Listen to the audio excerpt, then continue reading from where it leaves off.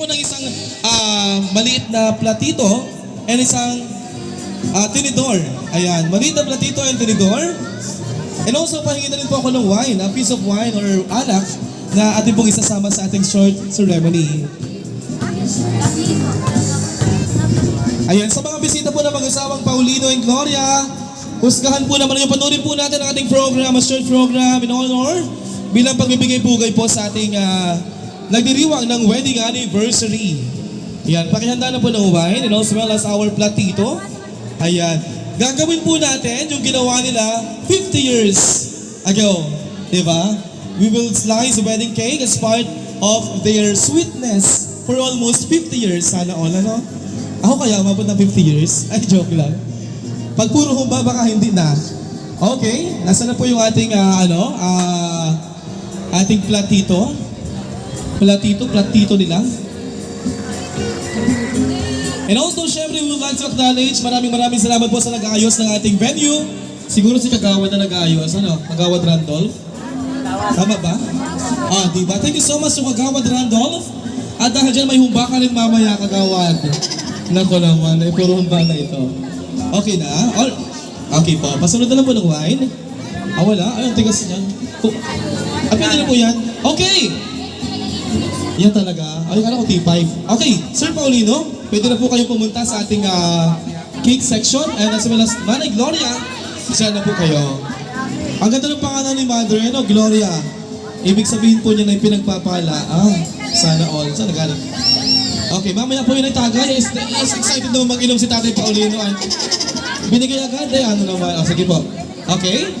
Pakikuha po nitong and then, syempre katulad po ng ginawa nyo nung kinasal kayo, magkapatong po ang inyong mga kamay. Habang ina-slice, nanay, patungan po yung kamay mo kay tatay. Habang ina-slice po ang bahagi ng cake na ito. Konti lamang po, alagay po ninyo din Wow, ladies and gentlemen. Dami-damihin naman po, tatay. Oo. Samahan po yung laman. Hala. Dinuklat na, mga kaibigan. Dagdagi po ng kaunti at yun ay icing laang. Dagdagi po. Iyon, pwede na po yan. Okay. So ladies and gentlemen, alam po natin na ang cake ay sumisimbolo po ng sweetness. Kaya minsan sa isang kasalan, lagi pong may cake, symbolizing tamis ng pagmamahalan. Ang cake po ay ginawa sa pamamagitan ng iba't ibang sangkap na kapag ka po ating kinain ay talagang lubhang napakasarap. Para pong pagmamahalan ng mag-asawang Gloria and Paulino. Hindi po sila tatagal ng ganyan kung wala pong kaunting away, kaunting tampuhan, kaunting sayuan, at kaunting lambingan. Kaya po nagkaanak sila ng ganyang kadami ngayon. So ladies and gentlemen, yun po ang tunay na halimbawa ng isang pagmamahalan. Okay, Sir Paulino, ano po ba ang sekreto ng matagal na pagsasama? Pagka po nagkakatampuhan, siyempre, mayroong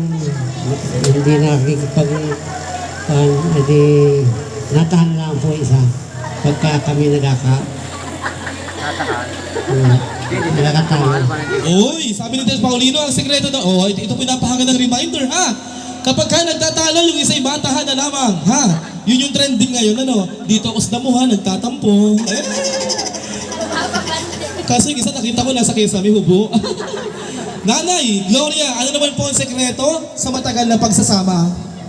Lalo lamang po, parehas talaga kami ay inagaw. Hindi naman kami nag-aaway na talagang matagalan. Mga 1 minuto, 5 minuto lang. Tapos okay na kami. Uy, talaga nag-abigan, nag-pasensyahan daw. Alright? Sige, mamaya kiss. Pakatapos yung cake. Excited ka? Ikaw kaya halikan ko dyan. Joke lang. Okay, Sir Paulino, ikaw na po. Subukan mo po ulit si Ma'am Gloria ng cake na ito para makabunso yata mamayang gabi. Okay? Kaunti lamang po. Ayan, ito po bilang simbolo ng pagmamahal mo sa iyong mahal na asawa. Okay, 1, 2,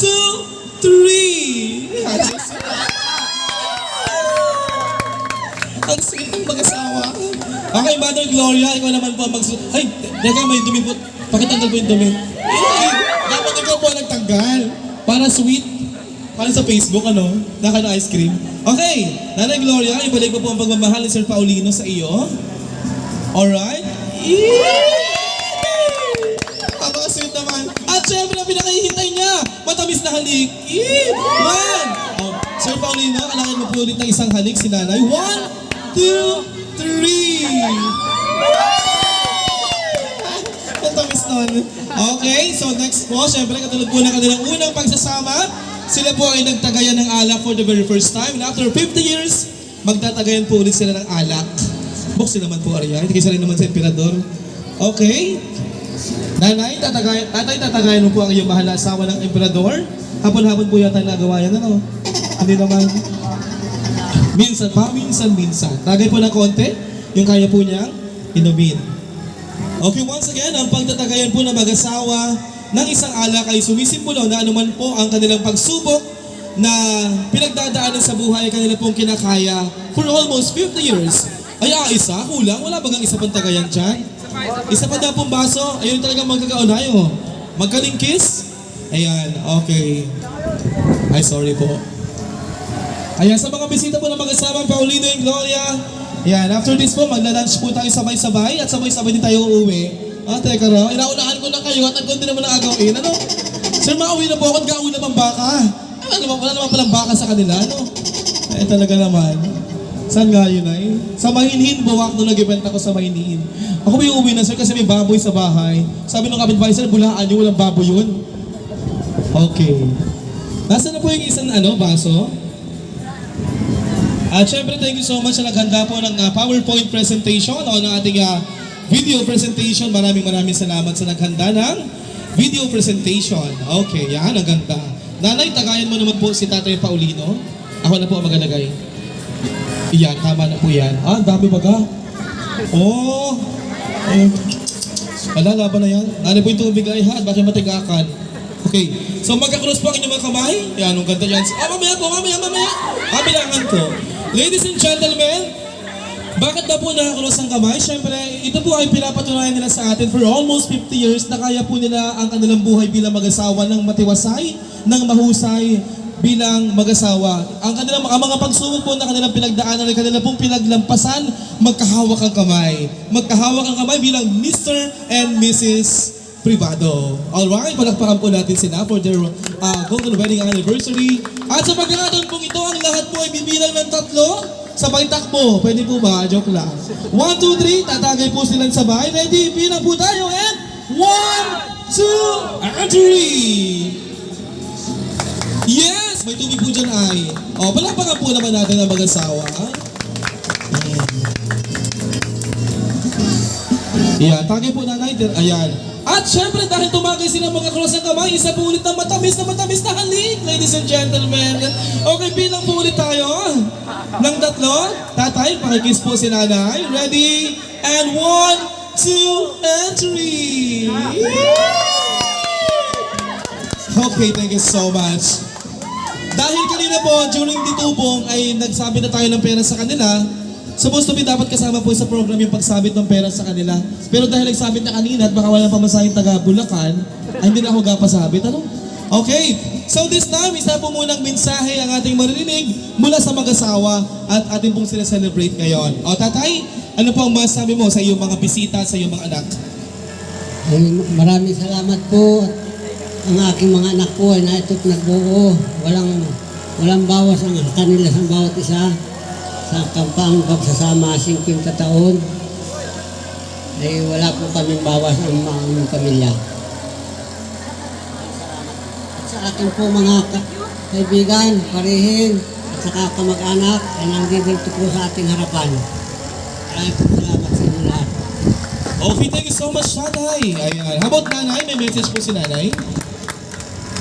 Nagpapasalamat din po sa mga dumalo dito at saka sa aking mga anak ako nagpapasalamat. Sana po ang gawin din nila ay yung katulad namin inagawa namin mag-asawa. Kung sila man ay magkakontra, hindi yung napakalaon. Munti ang laang, minuto lamang, laang po. Okay, maraming salamat po. Tatay, nanay, umupo muna tayo dun sa bangko dahil may inenda pong mensahe sa iyo ang iyong mga anak. Ay, by the way, I just want to mention, maraming salamat po pala sa mga kapatid ng mag-asawa na narito ngayon. Maraming salamat for being here.